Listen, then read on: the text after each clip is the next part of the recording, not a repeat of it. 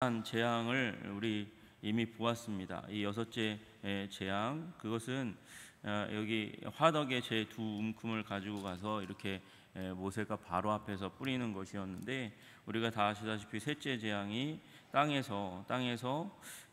있는 티끌을 이렇게 손에 집어 가지고 이 날리니까 그것이 이가 되었다. 제가 이일지도 모르고 정확하게 어떤 생물인지 알지 못하지만 그것이 이 모기와 같이 피를 빠는 그런 생물이 되었다, 그렇게 말씀을 드렸습니다. 그러니까 여기 티끌 세 번째 재앙이 땅의 티끌이었는데, 그 티끌이 이제 흡혈 생물이 되어서 그렇게 사람들을, 동물들을 괴롭히는 그 자리 가운데 들어갔습니다. 그런데 이제 비슷하게도 화덕의 두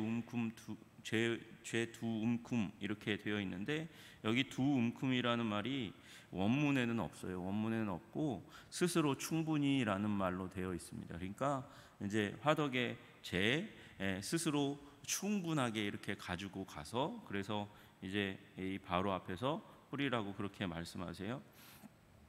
여러분, 이 세 번째 재앙은 어떤 신에 대한 심판이요? 대지의 신에 대한 심판이었거든요. 땅의 신에 대한 심판이었어요. 풍요를 주는 게 땅이 아니다, 그걸 심판하시는 것이라고 말씀드렸습니다. 그러나 사실 신이 심판받는 게 아니라 그 신을 믿고 있는 사람들이 심판받는 것이죠. 그죠? 그 신앙이 심판받는 거예요. 여러분, 거짓 신앙은 반드시 심판을 받게 되어 있다는 사실을 믿으시기를 주님의 이름으로 축복합니다. 우리 참된 신앙을 가지고 있어야 돼요. 본질적인 신앙, 여호와 하나님을 믿는 그 신앙 가운데 있어야 됩니다. 근데 오늘은 이렇게 화덕의 재를 손에 쥐고 가가지고 그것을 바로의 목전에 하늘을 향해 날리라 말씀하셨고, 그렇게 했더니 악성 종기가 되어서 이 사람과 짐승에게 붙었다, 이렇게 되어 있습니다. 여러분이 뒤에 보면 일곱째 재앙에도 이제 그 가축이 또 나오거든요.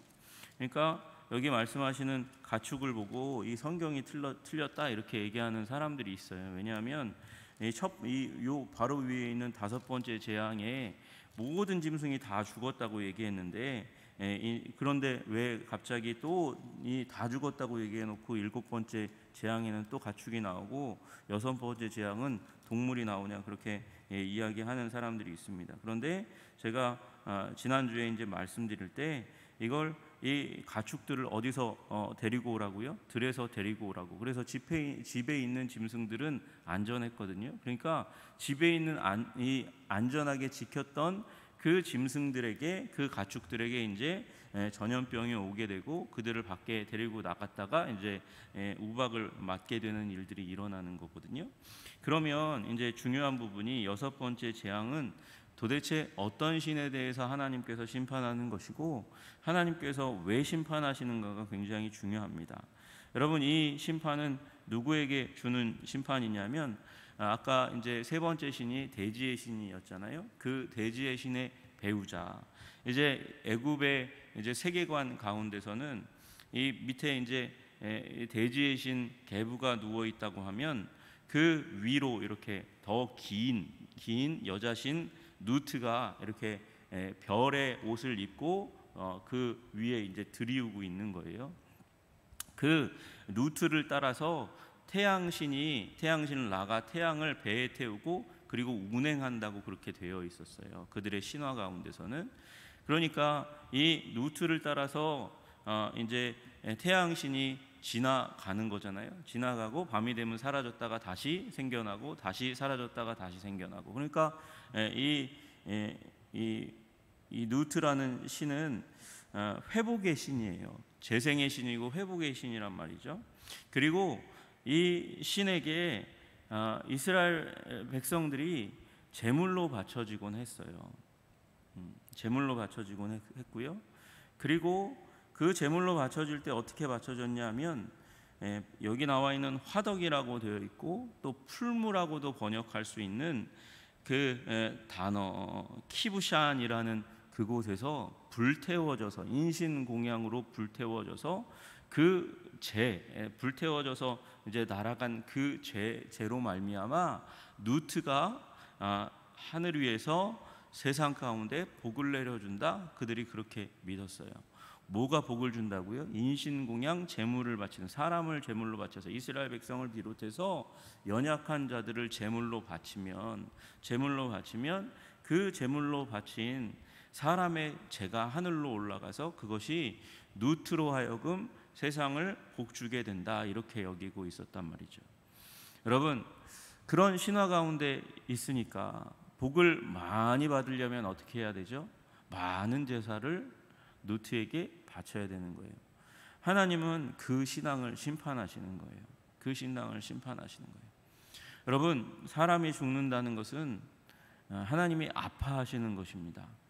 하나님께서 창세기 가운데서 한 사람의 죽음, 첫 사람의 죽음, 아벨의 죽음을 하나님께서 안타까워하셨고요. 그리고 표현하실 때 아벨의 피가 땅에서 부르짖는다고 이야기했잖아요. 죽음은 죽음으로 끝나는 게 아니에요. 영혼이 남아 있습니다. 영혼이 사라지는 게 아니거든요.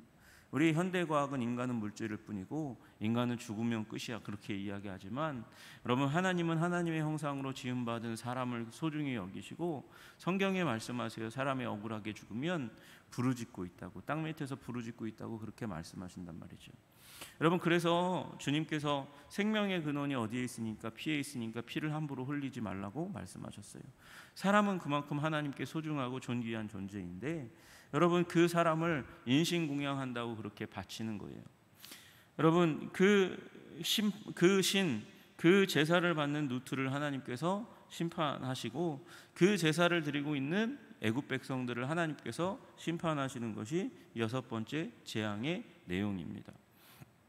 하나님께서 그 상징적인 그 죄를 두움큼 모세로 하여금 가지고 가서 바로 앞에서 뿌리게 하고 그 죄가 온 세상 가운데 가득해서 애굽 사람들의 피부에 붙더니 짐승에 붙더니 악성 종기가 되어서 호통하게 하는 일들이 일어나게 되었다고 말씀하시는 거예요. 그래서 너희들의 그 사람을 희생시키는 문화와 제사를 내가 심판한다 하시는 하나님의 음성을 지금 애굽 사람들이 듣게 되는 것이고, 그리고 그렇게 희생되었던 이스라엘 백성들을 하나님께서 위로하시고 격려하시는 내용이 오늘 본문의 내용인 줄로 믿으시기를 주님의 이름으로 축복합니다.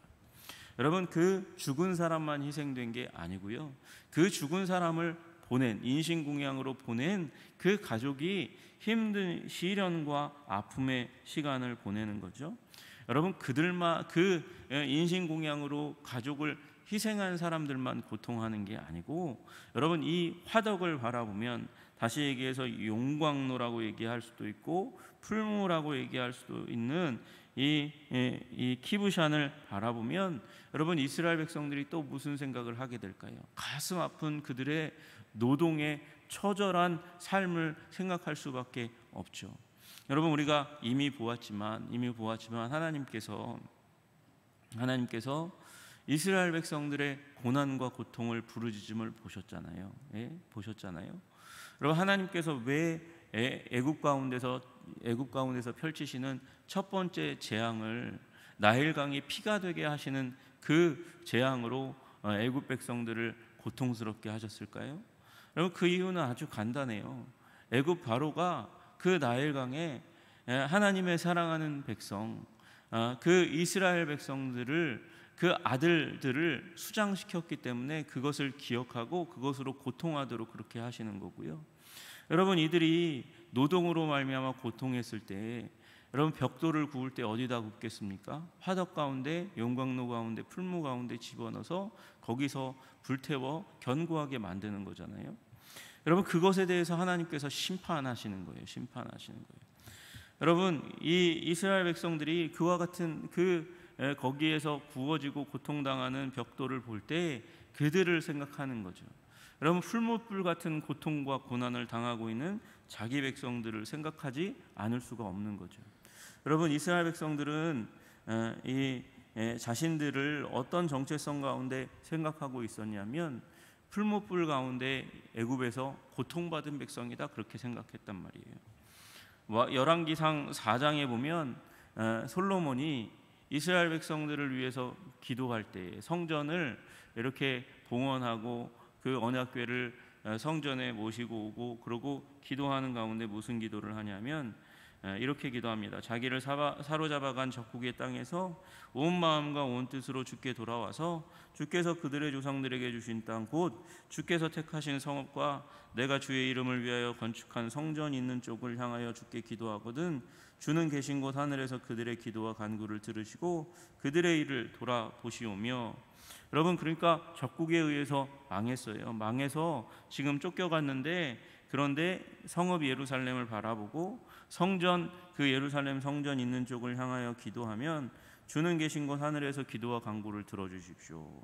그리고 주께 범죄한 백성을 용서하시며 주께 범한 그 모든 허물을 사하시고 죄사함 받고 그들을 사로잡아간 자 앞에서 그들로 불쌍히 여김을 얻게 하사 그 사람들로 그들을 불쌍히 여기게 하옵소서. 그들은 주께서 철 풀무 같은 애굽에서 인도하여 내신 주의 백성 주의 소유가 됨이니이다. 여러분, 이스라엘 백성들은 어디서 구원받았다고요? 철 풀무 같은 애굽에서 인도함 받은 백성이다, 이렇게 이야기하는 거예요. 여러분, 이스라엘 백성들의 정체성이 그 철 풀무에서 그 애굽이 철 풀무 그것과 같은 등식으로 그렇게 설정되는 거잖아요. 그 애굽의 고난이 철풀무의 고난이라고 말씀하시는 거죠. 여러분, 이러한 신앙이 모세로부터 시작된 거예요. 신명기 4장 20절에도 말씀하세요. 여호와께서 너희를 택하시고 너희를 쇠풀무 곧 애굽에서 인도하여 내사 자기 기업의 백성을 삼으신 것이 오늘과 같았다, 이렇게 말씀하세요. 여러분, 그러니까 이 철풀무 같은 애굽에서 고통받고 고난받는 이스라엘 백성, 철풀무의 소산이 무엇입니까? 그 철풀무의 소산이 지금 죄이고 그것을 지금 시행하는 자가 애굽이잖아요. 그러니까 그 철풀무에 있는 이 죄 두 움큼을 갖다가 충분히 가져다가 하늘에 뿌리니까, 뿌려서 그 이스라엘 백성들에게 고난을 주고 있는 애굽을 하나님께서 악성종기로 심판하시는 거예요. 심판. 여러분, 그 일의 중심 가운데 누가 있습니까? 종교 지도자들이 있고, 그 종교 지도자들의 탑에 누가 있냐? 여러분, 바로가 있는 거거든요. 여러분, 그러니까 하나님께서 그들을 치시되 그들로부터 치시는 거예요. 11절에 보니까 요술사들도 악성종기로 말미암아 모세 앞에서 서지 못하니 악성종기가 요술사들로부터 애굽 모든 사람에게 생겼습니다. 여러분, 이 애굽 요술사들은 그냥 요술 마술 부리는 사람이 아니고 이런 제의에 참여하는 사람들이에요. 거기서 기술을 부리는 사람들이거든요. 여러분, 이 사람들로부터 시작해서 애굽 사람들에게 하나님께서 이 화덕의 죄로 심판하시는 것입니다. 여러분, 하나님께서 이 고난의 풀무불 가운데 있는 하나님의 백성들의 기도를 들으시고, 그리고 그에 응답하셔서 그 악한 일들을 베푸는 애굽 백성을 내가 내 손으로 지금 심판한다 말씀하시는 것을 여러분, 그 애굽 사람들에게 보여줄 뿐만 아니라 이스라엘 가운데 보여주시는 하나님, 그 하나님으로부터 여러분 위로받으시기를 주님의 이름으로 축복합니다. 여러분, 우리 인생에 고난이 가득합니다. 가시밭길 같습니다. 사망의 음침한 골짜기와 같습니다. 풀무불을 지나는 것 같습니다. 그런데 하나님께서는 그 풀무불 가운데서 우리의 기도를 들으시고 그 가운데서 우리를 또한 구원하시는 하나님이심을 믿으시기를 주님의 이름으로 축복합니다. 여러분이 사실은 신약이든 구약이든 풀무불의 첫 번째 의미는 견딜 수 없는, 반드시 망하는 재앙이 풀무불 재앙이에요. 풀무에 들어가면 견딜 자가 없어요. 그러나 하나님을 믿는 자들은, 하나님을 사랑하는 자들은 하나님께서 그들과 함께 하사 그 풀무불에서 견디게 하시는 줄로 믿으시기를 주님의 이름으로 축복합니다. 여러분, 그 예가 어디에 나옵니까? 그 예가 바로 여기에 나와 있는 거예요. 풀무불 같은 애굽의 시험 가운데 하나님께서 이스라엘 백성들을 건지시고 보호하시고 도우시고 힘주시는 줄로 믿으시기를 주님의 이름으로 축복합니다.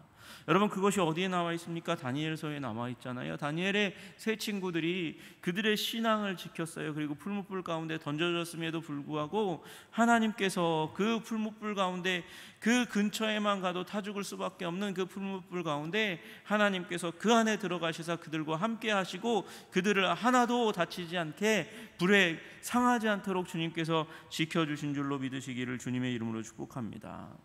여러분, 그래서 잠언 가운데 말씀하세요. 여러분, 도가니로 은을, 풀무로 금을, 칭찬으로 사람을 단련하느니라. 도가니는 은을, 풀무는 금을 연단하거니와 여호와는 마음을 연단하시느니라.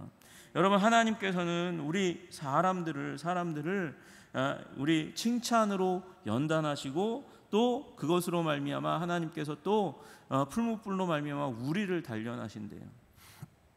여러분, 칭찬으로 사람을 단련한다는 말은 칭찬 가운데서 바른 태도를 대할 줄 알아야 된다고 얘기하는 걸 의미하는 거거든요.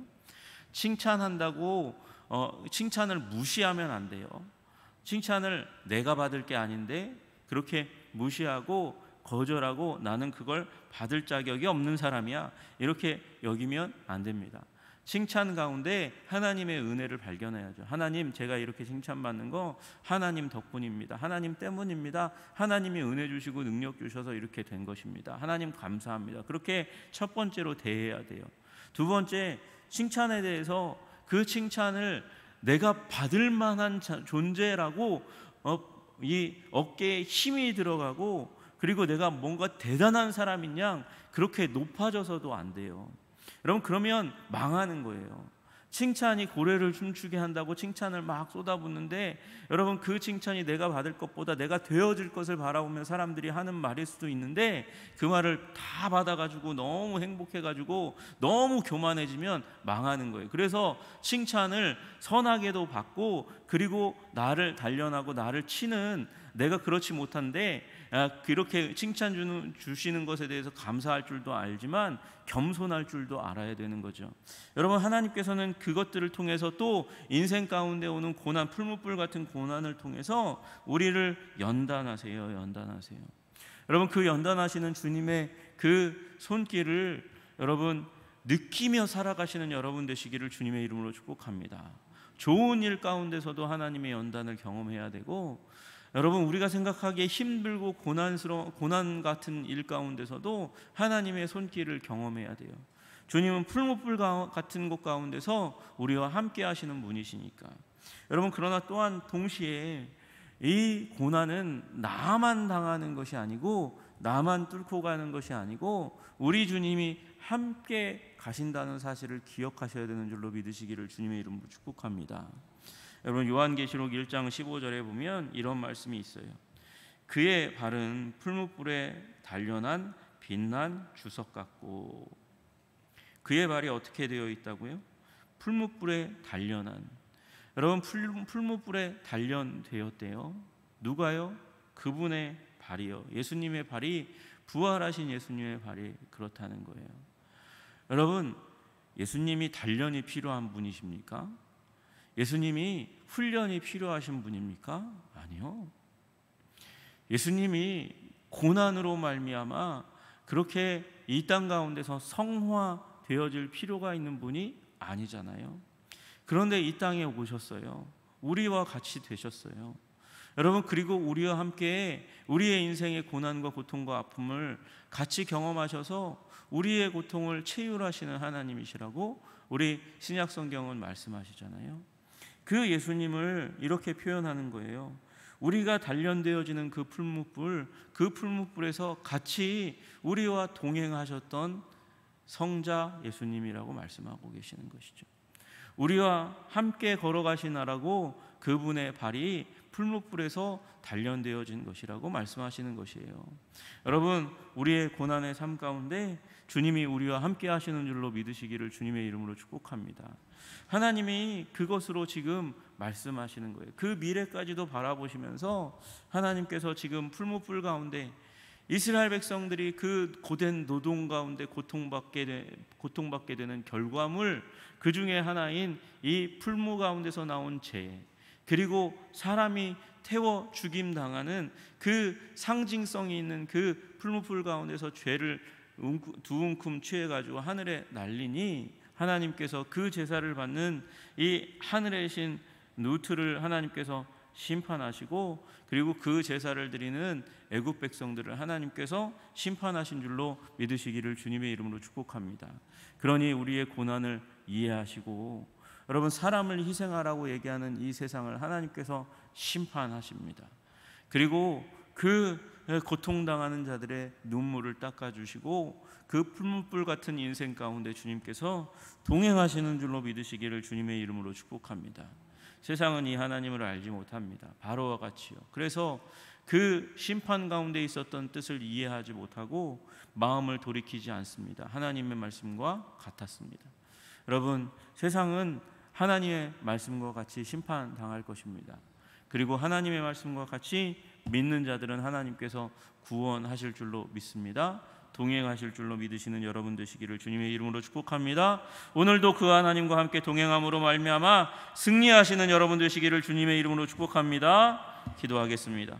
존귀와 영광과 찬양을 받으시기에 합당하신 주님, 하나님, 우리 오늘의 재앙들을 통해서 하나님 아버지, 불쌍하고 연약한 이스라엘 백성들, 그 불무불 가운데서 고통당하는 이스라엘 백성들을 주님께서 외면하지 않으시고 하나님 갚아주시는 원통함을 아버지 이 애굽 사람들에게 징계하시는 주님을 바라봅니다. 그들의 노동과 죽음을 하나님 갚아서 악성종양으로 그 종교의 중심 가운데 있는 아버지 요술사들로부터 애굽의 백성들을 치시는 그 하나님의 권세를 바라봅니다. 하나님, 그러니 세상의 사람들을 아프게 하고 괴롭게 하고 피눈물 흘리게 하고 풀무불 같은 시험을 당하게 하는 세상에 짝하여 살아가지 않도록 주님께서 도와주시고, 하나님 오히려 아버지 모세처럼 주의 백성과 더불어 고난받는 것을 기쁨으로 여기는 주의 백성들 될 수 있도록 주님 도와주시고 인도하여 주시옵소서. 주의 백성들 가운데 하나님 함께 하시면서 이 풀무불 같은 고난을 아버지 지나가게 하시고 견디게 하시는 그 주님, 우리와 동행하시는 주님을 바라보며 오늘도 승리의 삶을 아버지 살아갈 수 있도록 우리를 붙들어 주시고 인도하여 주시옵소서. 주님께서 주의 백성들 가운데 함께 하실 줄로 믿습니다. 이 풀무불 같은 고난을 아버지 견디고 이겨 승리의 노래를 부르게 하실 우리 주 예수 그리스도 이름 받들어 기도드리옵나이다. 아멘.